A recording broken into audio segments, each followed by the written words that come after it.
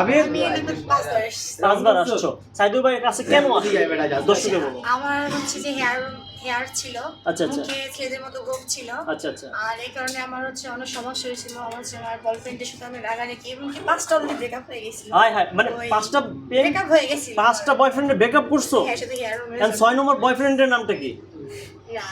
রাজ। রাজটা আবার কি করে? সে কিছু করে না, শুধু মেয়ে পটা ধরে। মেয়ে পড়া। আচ্ছা আচ্ছা। তুমি বয়ফ্রেন্ডের সাথে কোথায় কোথায় গিয়েছো যদি বলতাম? এই হচ্ছে বাইক ট্রিপ গেছিলাম, কক্সবাজার, কুয়াকাটা, রাঙামাটি। কক্সবাজার কি বিচে গোসল করছো নাকি হোটেলের ভিতর গোসল করছিল? বিজয় করছি, হোটেলের ভিতরে বসছি। তোমাকে কি কি গিফট করছে তোমার বয়ফ্রেন্ড? হয়তো অনেক কিছু করলে শেষ আইফোন হবে। দেয় নাই? আইফোন দেয়নি? হ্যাঁ, একটা নিয়ে সামনের মাসে নিয়ে আসি। আচ্ছা, তোমার বয়ফ্রেন্ডকে তুমি কবে বিয়ে করতে যাচ্ছ?